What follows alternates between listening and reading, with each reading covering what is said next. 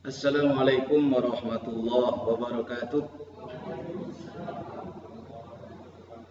Alhamdulillahirabbil alamin. Wassalatu wassalamu ala asrafil anbiya'i wal mursalin wa ala alihi wa sahbihi rasulillahi ajmain. Asyhadu an la ilaha illallah wahdahu la syarika lah wa asyhadu anna Muhammadan abduhu wa rasuluhu la nabiyya ba'da. Qala Allah Ta'ala fi kitabil karim, a'udzu billahi minasyaitonir rajim. Bismillahirrahmanirrahim. Wallazina idza fa'alu fahisatan aw zalamu anfusahum zakarullah fastaghfaru li dzunubihim wa may yaghfiru dzunuba illa Allah wa lam yusirru ala ma fa'alu wa hum ya'lamun. Shadaqallahul azim. Bapak-bapak, ibu-ibu sidang jamaah wirid rahimakumullah. Kita bersyukur kepada Allah Subhanahu wa taala pada malam hari ini kita bisa bertemu kembali setelah hampir 6 bulan ya kita tidak bertemu ya. Rasul-rasulnya hampir 6 bulan kita tidak bertemu. Alhamdulillah pada malam hari ini Allah Subhanahu wa taala mempertemukan kita kembali di dalam suasana iman dan Islam. Dan mudah-mudahan kita semua terhindar dari wabah yang sedang terjadi pada saat ini.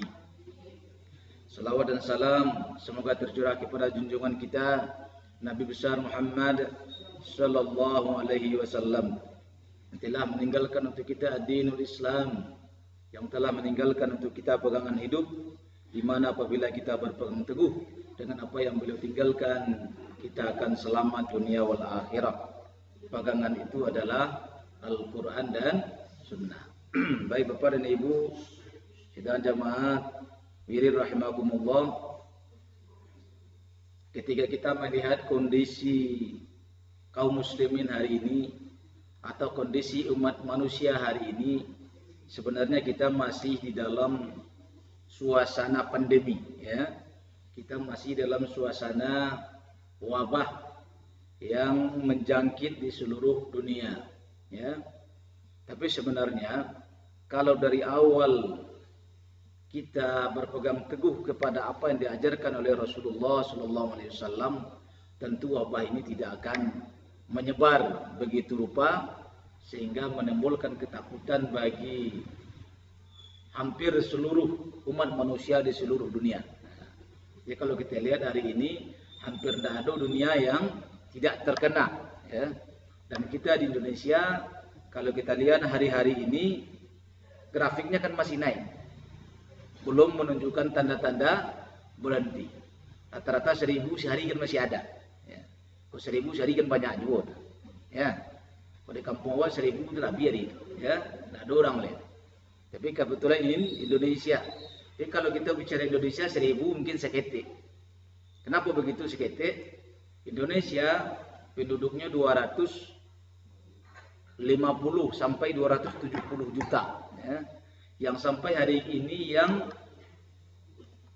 menurut catatan berapa gini? Hampir 40.000 ya. Kalau hampir 22.000. Kalau hampir 22.000 dari 250 juta kan seketik. Tapi kalau dikumpulin sih tampil banyak juga kan gitu ya. Dibandingkan dengan apa yang terjadi di Amerika. Di Amerika yang terinfeksi virus ini lebih dari 2 juta orang. Nah, yang mati lebih dari 100.000 orang. Nah, sekitar lebih dari 100.000 orang. Di Rusia mendekati angka 100.000 orang. Ya. Jadi memang kondisi wabah ini begitu menakutkan. Apalagi ketika di awal-awal dahulu beritanya tiap hari itu stres adanya. Wak mencari berita aja stres ya. Batu orang sebelah awak tak kajui, bersin orang sebelah awak tak gamang. Nah gitu. Sudah masalah awak judang awak tak kajui. Lah aman gue. Kan gitu. Karena beritanya seperti itu. Tapi hari ini sebenarnya wabah itu belum berlalu ya. Makanya kita hari ini kaum muslimin harus berhati-hati saja ya. Maka mau berharap kalau kita di musola ya, setelah ini bawalah sejadah masing-masing. Nah, ini normalnya begitu Bapak dan Ibu sekalian. Kenapa? Karena kita tidak tahu siapa di antara kita yang membawa virus ini.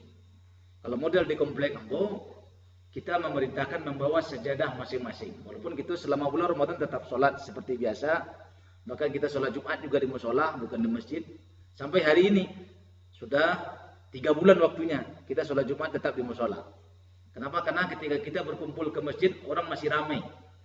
Ya, karena beberapa masjid ketika itu masih tutup. Kalau ramai, peluang kita terkontaminasi itu ada. Sehingga kita tetapkan ketika itu sholat di musola kita. Warganya warga kompleks saja. Nah, gitu. Jadi mulai saya berharap kalau lapia, ya, kodape bawa lapia surang-surang. Nah, gitu. Kenapa? Karena ketika kita sujudnya sujud bayo kok, ya. Ketika kita sujud tabatu sujud. Atau keluar lu dawa kata gue sujud. Ya, itu jadi masalah. Karena ada di bahan-bahan serupa itu. Kalau di tangan awak mungkin ketek kemungkinannya, ya. Kecuali kita sudah maci hidung.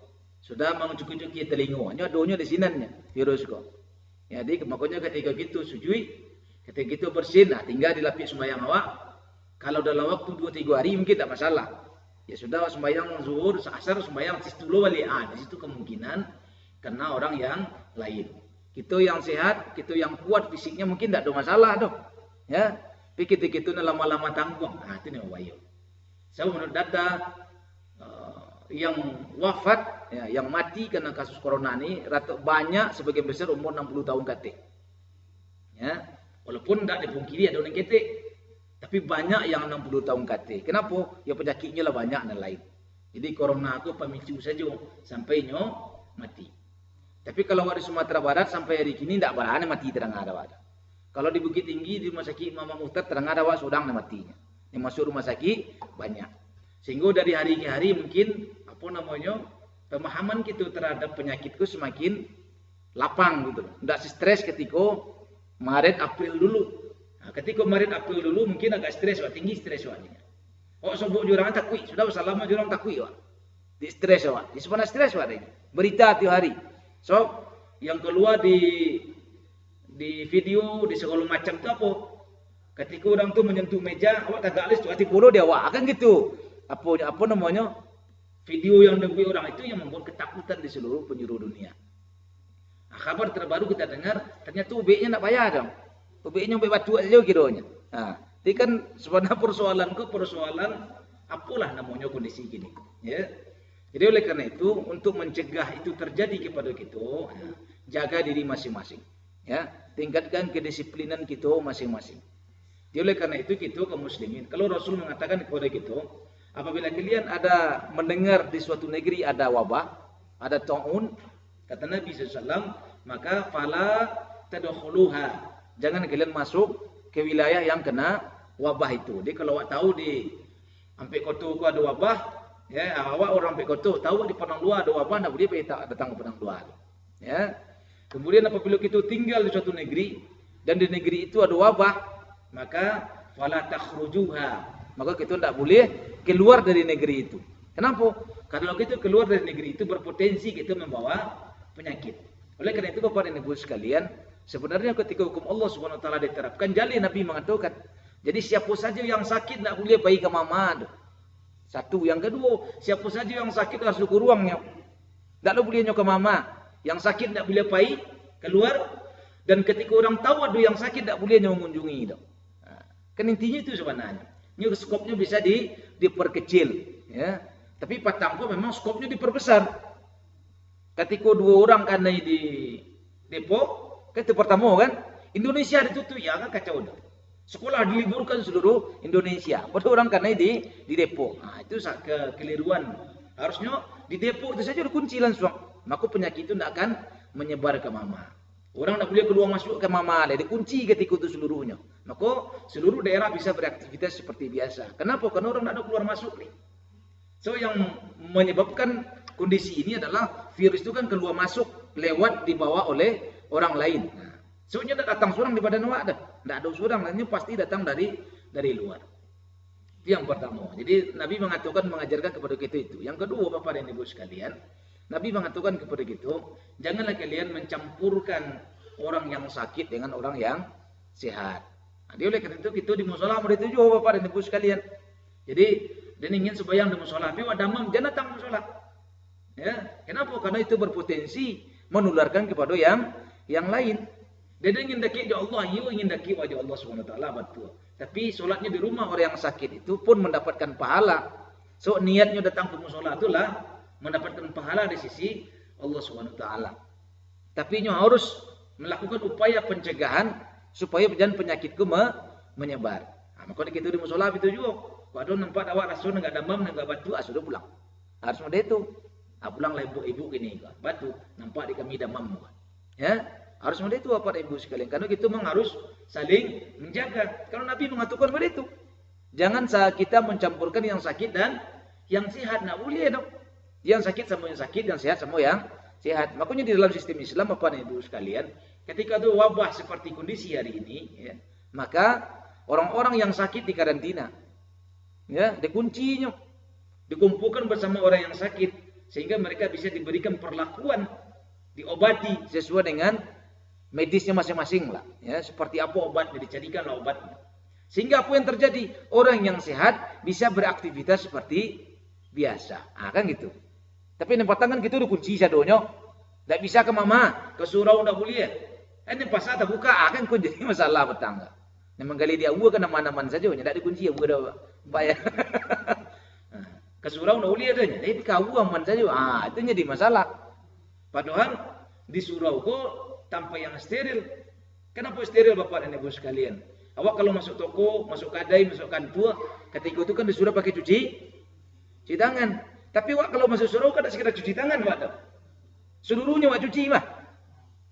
Yang penting suruh wak cuci mah. Betul kan? Ya, sudah buang air saja nyuci wak. Sudah cuci tangan, cuci muka, cuci rambut seketik, cuci telinga, cuci kaki, apa aja boleh. Ya, kalau secara steril sangat steril. Ya, sangat steril gitu orang yang datang ke musola. Sementara yang datang ke pasar kadang jago lalu langsung ke pasar. Lo tu kakainya leh, ya, baju lalu saja tipunya di pasar, ya kan? Penyakian tak banyak di pasar. Harusnya bapak dan ibu sekalian di pasar itulah yang diatur bana, ya, bukan di surau. Nah, tapi sayang memang Patangkok itu sangat patuh, ya, umat Islam kok sangat patuh. Jangan ke surau, ya, alhamdulillah ada ke surau kini do, kan gitu, ya. Alhamdulillah bagi orang yang tak biasa ke surau. Sehingga ketika ditutup surau kok, ada orang ke surau datang orang ngaduan, dilati orang ke surau lah dia telepon lah di Pawali, mengaji ke surau leh, udah dipakai Senayan dia bawa ke mana itu, ya, tak boleh ke surau. Akhirnya sebagian jemaah ingin juga ke surau, tiba telepon Pawali, anda boleh ke surau leh, patuh, yang melaporan siapa? Orang tak biasa ke surau. Nah itu masalahnya. Kita jadi persoalan itu, bukan yang rajin ke surau yang melaporan, orang yang tak biasa ke surau. Nah jadi bapak dan ibu sekalian itu. Ya, jadi kalau di masjid, di musola sebenarnya sangat steril. Nah, tapi itu tadi ya, berharap kalau ke surau bawa sejadah masing-masing. Nah, protokol kesehatannya itu. Ya. Kemudian kedua kita jago jarak. Jago jarak Bapak dan Ibu sekalian, tidak harus semeter jaraknya. Kalau semeter jaraknya itu bid'ah. Tidak ada ajaran Nabi SAW. Ya, walaupun orang mengajarkan bahwa jaraknya harus semeter. Maka ketika ditanya, apakah boleh memang orang sholat menjarak semeter, ya tak boleh. Yang ada adalah yang sakit tak boleh pai, sehingga yang sholat yang sehat saja, sehingga jaraknya tetap normal. Itu. Ya, jadi oleh karena itu Bapak dan Ibu sekalian, kalau ketika ada ajaran seruan, ya jarak sholat, berapa jarak apa? Semeter, 2 meter sudah. Nah, semeter, sholat, 60 paling kurang 60, tapi yang lebih kurang apa semeter jaraknya. Pasang sejadah, kosong semeter, pasang sejadah, kosong semeter. Namanya salat berjamaah. Ya. Tapi tidak ada contoh Nabi SAW. Kalau suatu ibadah, kalau kau persoalan ibadah ke Bapak dan Ibu, kalau suatu persoalan ibadah tidak dicontohkan oleh Nabi SAW, itu bid'ah. Itu yang bid'ah. Ya. Tapi kalau persoalan bukan persoalan ibadah, ya. Kita membuat yang baru itu biasa saja, itu bukan bid'ah. Jadi bid'ah itu kajinya di dalam persoalan ibadah, persoalan ibadah yang telah dijadikan hukumnya oleh Allah Subhanahu Wa Taala. Contoh umpamanya, rapatkan saf kalian, kita buat jarang-jarang, itu bid'ah. Gitu. Ya. Kemudian apa namanya? Salat maghrib 3 rakaat kita buat 4 rakaat itu bid'ah. Telah jali aturannya. Ya. Nah, tapi kalau kita ingin ke Bukit Tinggi, Nabi dulu junto, awak kini junto belum dah semua itu udah. Ya. Awak kini amun nayoto bid'ah tu mah. Matu Rasul pernah nayoto, nah itu udah. Ya, karena itu bukan persoalan ibadah. Nah, jadi kajian bid'ah itu Bapak dan Ibu sekalian ada di dalam ranah ibadah. Itu kira-kira yang di awal ingin saya sampaikan kepada kita bersama bahwa kita masing-masing harus disiplin, ya, jago diri kita masing-masing ketika kita melaksanakan ibadah. Baik Bapak dan Ibu sekalian, hari ini ingin saya sampaikan adalah itulah sebulan setelah melaksanakan Ramadan, ya. Mudah-mudahan siswa Ramadan masih ada kepada kita, ya. Masih ada siswa Ramadan kepada kita. Apa siswa Ramadan? Ujung Ramadan itu la'allakum tattaqun. Kalau Nabi mengatakan ittaqillaha haitsu ma kunta. Bertakwalah kalian dimanapun kalian berada. Ya, kan itu perintah Allah SWT kepada kita. Jadi kita bertakwa bukan di bulan Ramadan saja. Ya, kapan saja. Di mana saja. Dalam kondisi apa saja. Ya, kita itu harus tetap bertakwa. Ya, jadi ketika Nabi mengatakan ittaqillah haitsu itu di mana saja. Di masa itu maksudnya adalah kata-kata haitsu itu maksudnya adalah bisa tempat. Jadi kita tinggal di kota tua bertakwa, kita tinggal di lurah bertakwa, kita tinggal di padang luar bertakwa, kita tinggal di Bukit Tinggi bertakwa, tinggal di Awu bertakwa, ke Berangkit kita ke Padang tetap bertakwa, ke merantau ke Jakarta tetap bertakwa. Tampik maksudnya. Ya, di mana saja. Yang kedua yang dimaksud adalah keadaan, dalam keadaan apapun, dalam kondisi apapun. Dalam kondisi pandemi kita bertakwa, dalam kondisi sehat kita bertakwa, dalam kondisi sakit kita bertakwa, dalam keadaan banyak piti kita bertakwa, dalam keadaan tak piti kita pun bertakwa. Jadi banyak orang awak kena itu lah. Ketika banyak pitinya tak bertakwa no. Ketika las ketik piti, baru bertakwa. Ya, las ketik piti banyak ke pasar. Ketika di pasar biasa nak semayang, gini semayangnya. Ya Allah, pak mau ke ketik nak piti gini. Nah, gitu kan. Memintanya kepada Allah Subhanahu Wa Taala. Tapi ketika piti banyak, kali serang tanggung wah. Allah mengimbau, Allah Akbar, sementara lah. Nah, gitu kan. Kebanyakan manusia seperti itu. Ketika sehat, tidak bertakwa, lupa bahwa kesehatan itu diberikan oleh Allah Subhanahu Wa Taala. Allah sakitnya tak kena ya Allah, bangko sakit kena dekwa. Nah, tak kena ada Allah. Minta ampun gitu kepada Allah Subhanahu Wa Taala. Padahal kita bertakwa itu dalam kondisi apapun, ya. Kemudian yang ketiga, ya kita harus bertakwa di dalam waktu kapanpun. Bila saja, baik siang maupun malam, baik dahulu maupun kini maupun besok, itu diharapkan bertakwa. Nah, jadi oleh karena itu Bapak dan Ibu sekalian, selama kita menjalankan puasa Ramadan, kita banyak melakukan amal-amal yang baik kan begitu. Banyak mana amal yang kita lakukan? Puasa kita lakukan, salat malam kita lakukan, berzikir kita lakukan. Kemudian bersedekah kita lakukan. Kan banyak hal-hal kebaikan yang kita lakukan. Maka harapannya Bapak dan Ibu sekalian, Ramadan itu kan bulan latihan. Nah, dilatih kita selama bulan Ramadan supaya kita setelah Ramadan itu menjadi tabiasu. Ya, tabiasu. Maka pitua orang awak abi raso dek biasu. Kalau di awalnya bare, hilang raso bare itu dek biasu. Makanya abi raso dek biasu. Habis sandiang dibagi su. Nah, kan itu kecil itu orang. Kalau sandiang seranca-ranca sandiang tiadi kena tangan awak hilang sandiang ini awak. Dibagi su yung tangan awak, walaupun tangan awak lunak aja. Ya. Habis itu juga rasu bare itu hilang bilo, dek biasa. Pertama kita sholat malam mungkin bare. Tapi dek biasa hilang barenya. Puasa biasanya bare, dek biasa hilang barenya. Sholat sunnah biasanya bare, dek biasa hilang barenya.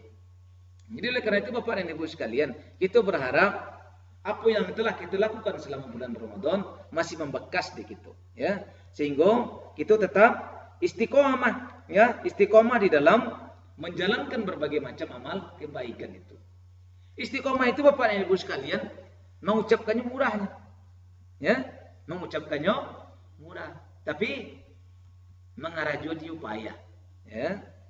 Maka dikatakan di dalam Al-Quran, Qul amantu billah tsumma istaqim. Katakanlah, aku beriman kepada Allah, kemudian beristiqomah. Ya, istiqomah itu kan mudah, diucapkan sangat mudah. Ya, tapi memang melaksanakannya luar biasa. Butuh perjuangan, butuh usaha, ya, butuh berbagai macam hal ya yang ada dalam diri kita, keinginan kuat dalam diri kita untuk tetap berbuat kebaikan itu. Jadi bagaimana caranya Bapak dan Ibu sekalian supaya kita bisa istiqomah? Yang pertama, kita harus tetap memelihara amalan rutin Ramadan. Nah, kita jago amalan rutin Ramadan. Walaupun lah sebulan Pak, lain kita jago saja. Selama bulan Ramadan kita baca Quran. Setelah Ramadan lain baca Quran gitu. Bapak ibu, lewat baca Quran. Hah? Ya minimal kita baca lah. Kalau di bulan Ramadan sehari kita baca sajus. Ya minimal setelah Ramadan kok setengah juz. Ya, ada amalan yang kita jago. Tapi kalau di bulan Ramadan dah baca Quran, wah tentu ya payah wah. Anu kita baca setelah Ramadan. Di bulan Ramadan saja kita ndak baca Quran dah. Ya, apalagi setelah Ramadan. Ya, kalau bulan Ramadan petang lain berapa khatam Quran? Ibu berapa khatam Quran selama bulan Ramadan? Sana banyak khatam. Ada yang 3 kali. Hah? Ibu ada 3 kali. Anda ada Ustaz, ambo 10 Ustaz. Ada nak? Lain 10 kali. Oh sekali. Sekali. Apa-apa berapa kali khatam Quran? Hah? Setengah. Ambo pribadi alhamdulillah petang khatam Quran 3 kali. Nah, di bulan Syawal petang ambo khatam baru sekali. Nah, diturun memang ada ini penurunannya selama bulan Syawal petang alhamdulillah lai khatam sekali. Selama bulan Ramadan khatam 3 kali. Tapi kalau mau dapat mau pulang mau ke kampung mau ke sangka besabuk mau dapat mau. Anglah berapa kali khatam Quran? Ka cucu, ka anak mau. Berapa kali kita nyoga ya? Kasih stakinya tanya. Ka anak mau celai. Lain sekalinya gai, kalang deh gai 6 kali khatam Quran. Apa mah? Ya, umurnya kini lah 70 ampe. Ya, khatam Quran 6 kalinya selama bulan puasa batang. Ya. Jadi apa dan Ibu sekalian, selama bulan Ramadan itu kita melatih banyak amalan. Tapi kalau selama bulan Ramadan dah khatam gak sekali, ya payah Pak. Ya, apa nang kayak gitu, jago selama setelah amalan bulan Ramadan. Ya, kenapa? Karena membaca Quran kok kan nilainya sangat tinggi. Ya. Maka kata Nabi sallallahu man qara'a harfun min kitabillah. Barang siapa yang membaca satu huruf dari kitab Allah, falahu hasanatan, maka bagi dia ada satu nilai kebaikan. Wal hasanatu ajru asru bimisli. Ya. Nah, bi asri amsalih. Ini kan dia anaknya apa? Anu juga. Ya. Jadi satu kebaikan itu dibalas oleh Allah 10 kebaikan. Maka Nabi mengatakan, tidaklah aku mengatakan alif lamun harfun. Alif lam mim itu satu huruf. Tapi Nabi mengatakan alifun harfun, alif itu satu huruf. Lam itu satu huruf, mim itu satu huruf. Mana nilainya itu? Ketika kita baca alif lam mim, lah 3 kebaikan. 3 kebaikan ku dilipat gandakan 10 kali di Allah Subhanahu wa taala menjadi 30 kebaikan. Ketika gitu beramal di bulan Ramadan dilipat gandakan 70 kali lagi. Nah, berapa banyaknya amal kebaikan yang kita dapatkan selama bulan Ramadan. Makanya selama bulan Ramadan orang berlomba-lomba untuk mengkhatamkan Quran. Konon kabarnya Imam Syafi'i rahimahullah dulu mengkhatamkan Quran selama bulan Ramadan 60 kali. Kita bayang dapat 60 kali baca tuh. Kita terbayang. Ya. Tapi itulah sejarah tarikh yang sampai kepada kita model itu ceritanya. Ya. Imam Syafi'i rahimahullah taala. Beliaulah menjadi imamnya mazhab ya, yang sebagian besar Indonesia mengikuti beliau. Ya. Beliau salah seorang dari keluarga keluarga Abbas. Ya. Masih bersanad bertemu juga kakek-kakeknya Rasulullah sallallahu alaihi wasallam. Jadi itu. Jadi kalau kita terbiasa melaksanakan amalan yang baik di bulan Ramadan, itu yang kita jago setelah bulan Ramadan. Tapi kalau memang selama Ramadan tidak ada kebaikan, itu apa yang kita jago? Di bulan puasa tidak ada kebaikan. Apalagi di luar puasa. Nah, itu enggak gitu kena Bapak dan Ibu sekalian. Ya, kita mungkin di bulan Ramadan sholat tarawih rajin, ya. Setelah Ramadan usahakanlah sholat malam minimal 2 rakaat. Ya. Kalau di bulan Ramadan kadang-kadang kita sholat tarawih lai, sholat tahajud lai puluh. Nah, setelah Ramadan minimal sholat tahajudnya. Ya, sholat tahajud 2 rakaat atau 4 rakaat atau 8 rakaat atau ditutup witir 9 rakaat. Pilih, ya. Kita usahakan itu memang baik. Tapi memang bagi pituah tadi, habis raso, dek biaso. Kalau lah biasa gitu melakukan amalan itu, tidak ada baliknya gitu. Tapi kalau tidak biasa, masya Allah baliknya. Ya, karena jago malam ku balik, apa lagi kututu kok, sangi balik kok. Tersindak tang malam, sak kancing tertutunya. Hah? Baik ke WC, sudah ke WC deh, lu sudah lalu nah kan gitu. Ya, darah dingin ku mah. Ya, tapi kalau orang pakai kumbua, lagi angin sikit. Ya, jadi kalau dia pakai kumbua, tersintak malam tak sedingin di apa lagi Pulau Koto, di kaki Gunung Singgalang mana. Ya. Tapi itu balik. Tapi kalau orang lah biasa risiko, itu nak terasa dingin kan itu nak. Ibu ya. Kalau lah kampung awak risiko itu nak terasa dingin. Ya.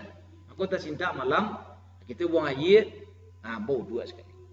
Ya, solat minimal 2 rakaat. Nah, kita jago amalan-amalan Ramadan. Ya. Itu yang pertama Bapak dan Ibu. Yang kedua, setelah Ramadan, bagaimana supaya kita bisa istiqomah? Kita harus meningkatkan upaya memahami hukum-hukum Allah Subhanahu wa taala. Jadi sering datang gitu ke pengajian. Sering mendengar majelis ilmu. Sering mendengar kajian-kajian. Di mana saja kajian itu. Banyak sampai mengaji, ya, di TV, di online, di WA, ya. Ketika kita hari ini tidak bisa bertemu atau kini dengan Zoom, nah, ya kan? Kita tidak bisa bertemu secara langsung, tapi bertemu secara virtual. Nah, kita berkumpul, tapi kita tidak bisa bersalaman. Kenapa? Karena seorang di Siko, seorang di Papua, seorang di Jakarta, nah, mau di Patanggung. Kamu melakukan acara halal bihalal Sabtu yang lalu. Halal bihalal distributor Al-Wa'i, gitu. Distributor majalah seluruh Indonesia, mulai dari Aceh sampai Papua. Acara mulai jam 8 sampai jam 9. Lah ibu di Papua.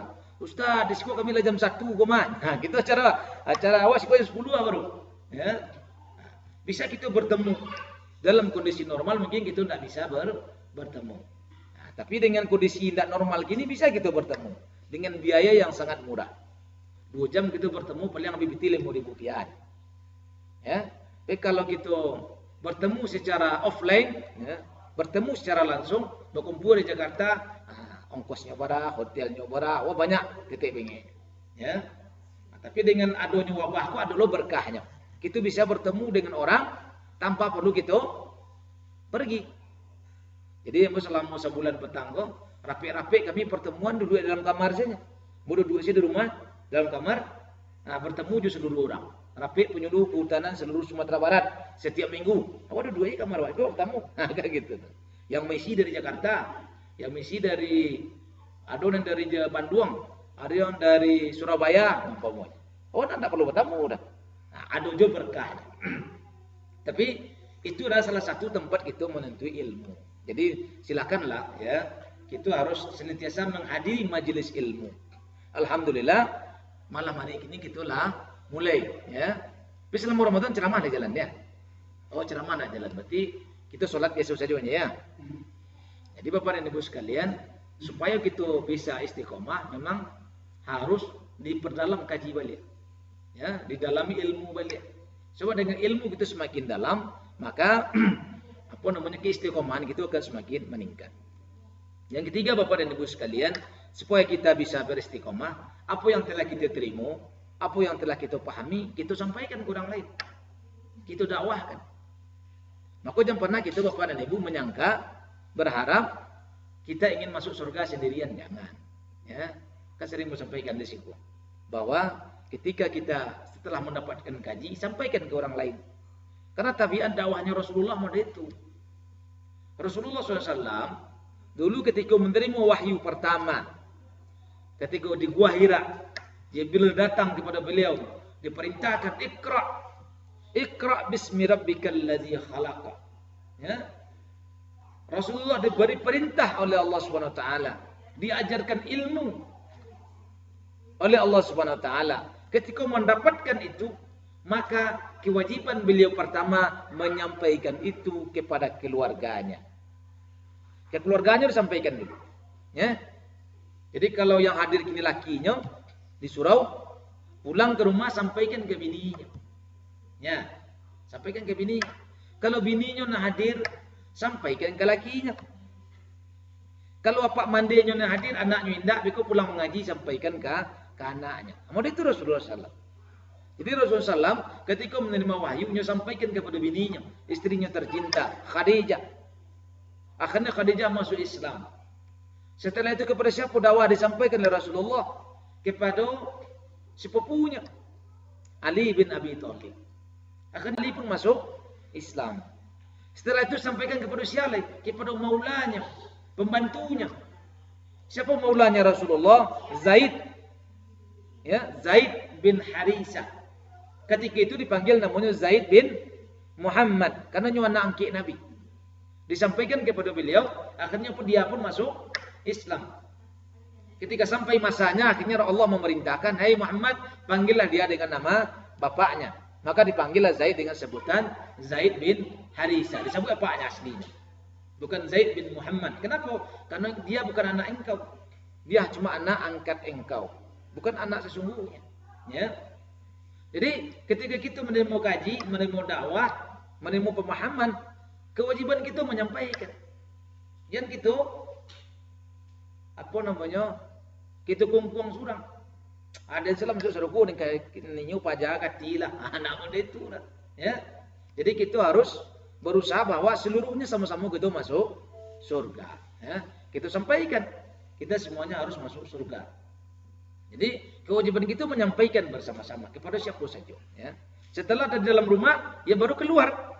Keluar kepada siapa kita sampaikan? Kepada karib kerabat, kepada orang dekat, kepada teman-teman dekat, teman-teman sapautan.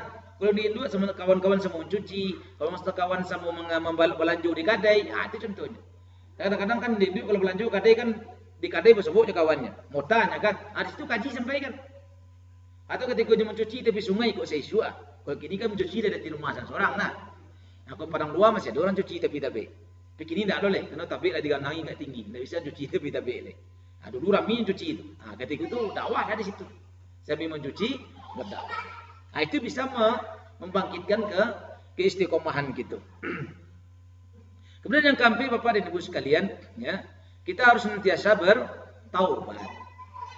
Bapak dan Ibu sekalian, kita sebagai manusia, bagaimanapun kondisinya, pasti ada salahnya. Ya, pasti ada kekurangannya. Tidak ada manusiaku yang maksum kecuali para nabi dan rasul. Para nabi dan rasul dijamin kemaksumannya, dijamin tidak berdosa. Tapi kalau kita tidak ada jaminan kita tidak berdosa. Pasti kita berdosa sebagai manusia. Oleh karena itu Bapak dan Ibu sekalian, kita harus senantiasa bertaubat kepada Allah Subhanahu wa taala. Maka Allah mengatakan kepada kita, itulah ayat yang kita baca di awal tadi.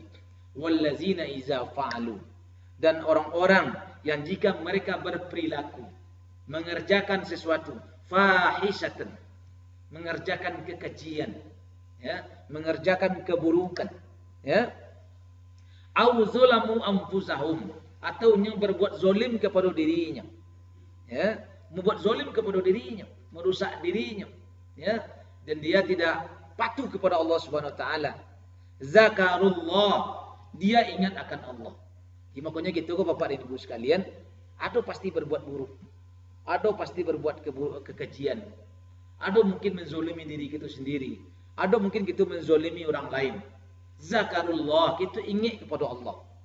Maka ketika kita ingat kepada Allah, fastaghfaru li dzunubihim, ya, kemudian dia minta ampun akan dosa-dosa mereka. Jadi kewajiban kita Bapak dan Ibu sekalian, ketika kita tahu takana Allah Subhanahu wa taala, teringat Allah Subhanahu wa taala bahwa kita telah melakukan dosa, telah melakukan perbuatan yang buruk, fastaghfaru li dzunubihim. Kita minta ampun akan dosa-dosa kita. Ketika kita minta ampun akan dosa-dosa kita, Allah mengatakan kepada kita, "Wa may yaghfiruz dzunuba illallah." Siapa yang mungkin yang bisa mengampuni dosa kecuali hanya Allah. Allah mengatakan begitu. Wa may yaghfiruz dzunuba illallah. Siapa yang bisa mengampuni dosa kecuali hanya Allah Subhanahu wa taala. Tapi dikunci oleh Allah.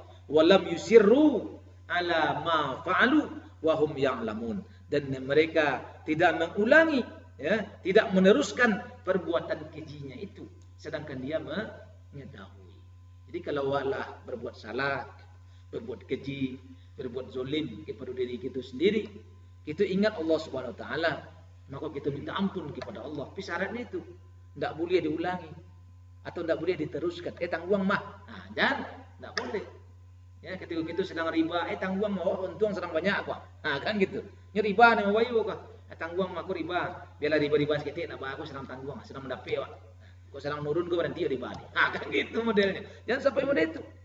Kalau model itu tidak diterima tobat kita di sisi Allah Subhanahu Wa Taala.